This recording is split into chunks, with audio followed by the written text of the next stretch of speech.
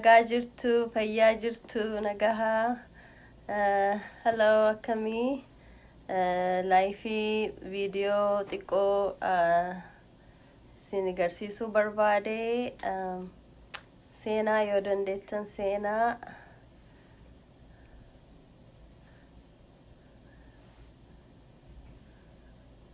haadha waan coronavirus haasa'uuf deemna akkatti ofirraa ittisnu waan xiqqoo video xiqqoo sin garsiisu jedha akkatti protective equipment akka use goonu kana sin garsiisa video live in dhufuun kun for the first time video kana akkamoo ka qopheessu kana godhe yoo tana video way no picture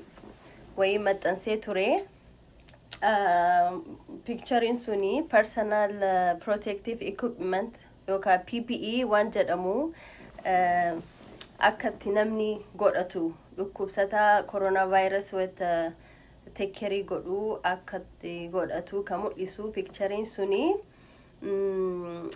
garuu picture suni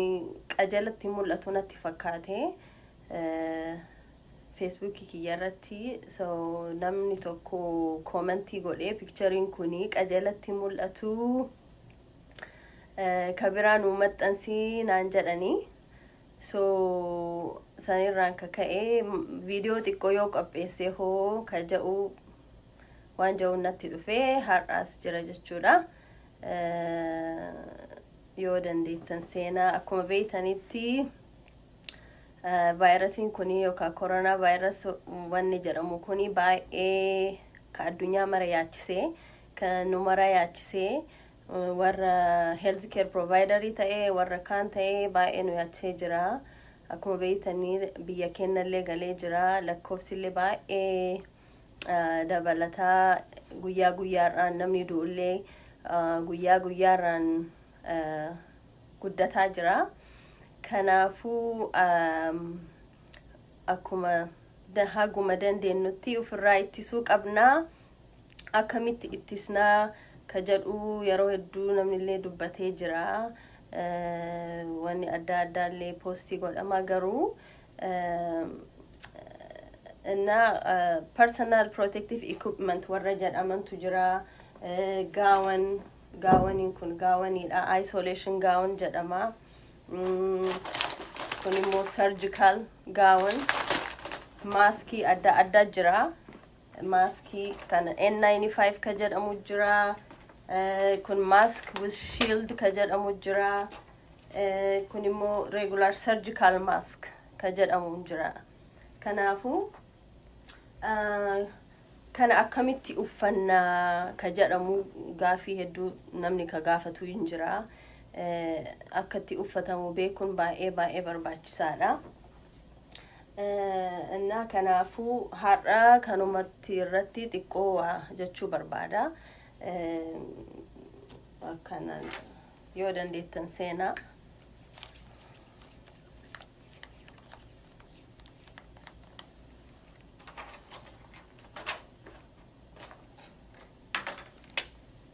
kuni mo meeshaan kun marti agartanii hospitaala hojjetu nama dhukkubsataa coronavirus nama qabame ka waliin hojjetu kanatu kana mara barbaada malee namni kun marti hin barbaachisu so kuni mostly ka fayyadu warra mana fayyaa keessa hojjetaniif fayyada warri kunillee irraa barachuu hin danda'a jechuu awwala maali waan waliin dubbannu yoo jiraate coronavirus akkuma beeytanitti biyya keenya baay'ee biyya kanallee ta'ee biyya keenyallee baay'ee rakkisaa jira so akkamitti waan kana fayyadamnaadha amma isin garsiisaa for example mask addaatu jira masking kuni N95 kan jedhamu hin jira kun amma N95 jedhama yoo N95 kana agartan sizein addaan jira kuni xiqqaadha kun immoo irra guddaadha jechuudha kuni kanutti ta'u godhachuu qabna yoo itti kana godhannu kanutti ta'u godhachuu qabna saayizii adda addaa jira namni kama argatee kanumaan gabaarra binne yoo godhanne qajeelatti ta'uu dhabuun hin mala kanaafuu dhukkuba kana qajeelatti ittisuu hin danda'u jechuudha anna kan nu ta'u amma nu bakka hojjannutti saayizii kenna waggaadhaan fitii nu godhani fitii jedhama waggaadhaan nu godhani waan kan nu ta'u nu kennan jechuudha for N95 if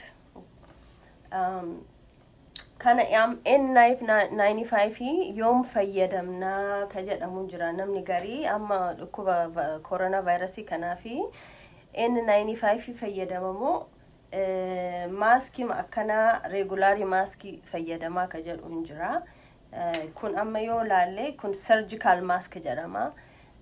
wata surgery faa godhatanii akka N95 kun yoo agartanii baay'ee filtariin isaa baay'ee xixiqqaadha waanuma argee in dabarsu kuni garuu filtariin isaa agasmara jajjabaa miti kanaafi kuni N95 kana airborne isolation ka jedhamutu jira airborne isolation dhukkuba qilleensarraan namatti darbu wayita sanii fayyadamna jechuudha N95 kana amma hospitaala yoo hospitaala deemtanii jiraattanii yookaan namni hospitaala hojjetu mallattoo sadiitu jira mallattoon sadiin kuni dhukkubsataa barri dhukkubsataa irratti maxxanfama kuni bifa adda addaa qaba akkuma argitanitti kuni isolation sign jedhanii kuni amma airborne precaution jedhama bifni akkana kuni maali warra somba qabu amma virusii covid fillee in fayyadamanii barri dhukkubsataan amma kutaa san keessa jiraate barri irratti maxxanfama jechuu kuni yoo barri irratti maxxanfame maal mul'isa sin agarsiisuu danda'a akkatti maxxanfamu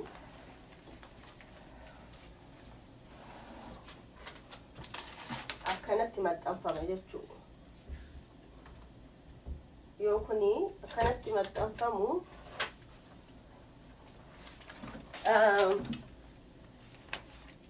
maal garsiisa nama alaa dhufuuf mana dhukkubsataa san nama alaa dhufuufi namni achi keessa ciisee suni maal dhukkuba akkamii dhukkuba osoo hin ta'ini isolation akkamiitu jira kanaafu maal uffachuu qaba kutaa namicha san keessa osoo hin seeniin maal uffachuu qaba ka jedhu mallattoo kana argee beeka jechuu kun amma fakkeenyaaf airborne isolation jedhama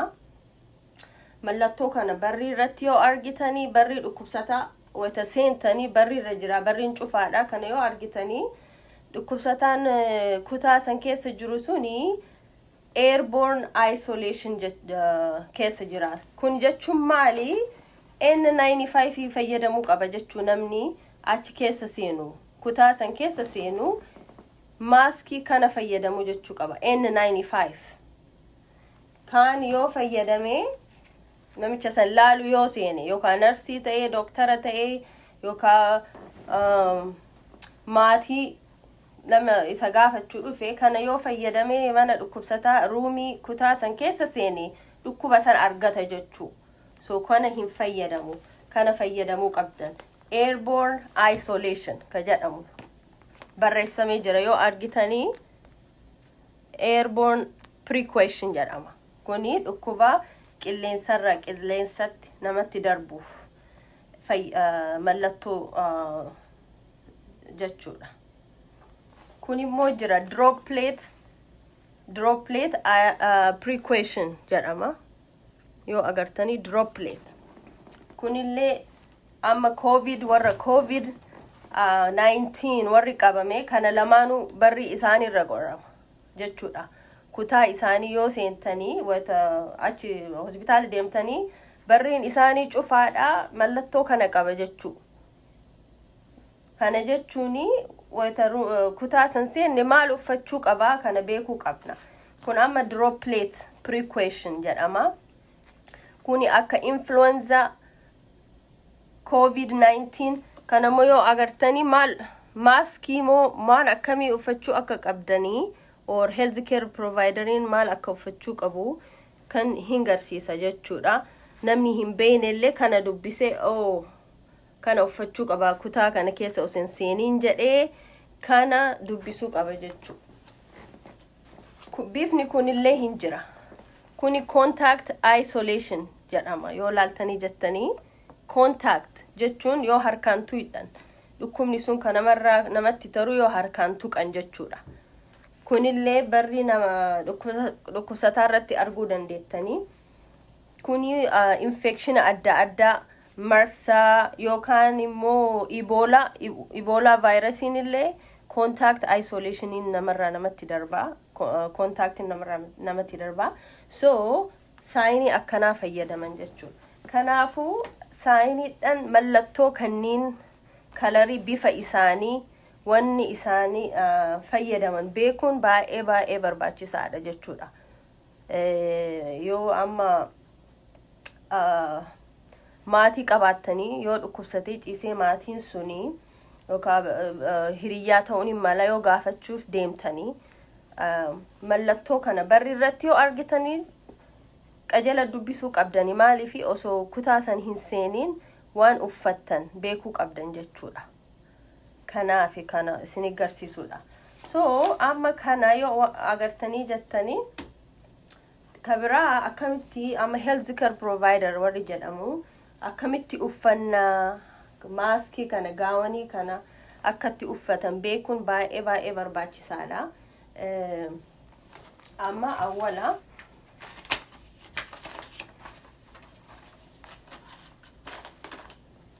akkuma agartanii waan hedduutu jira.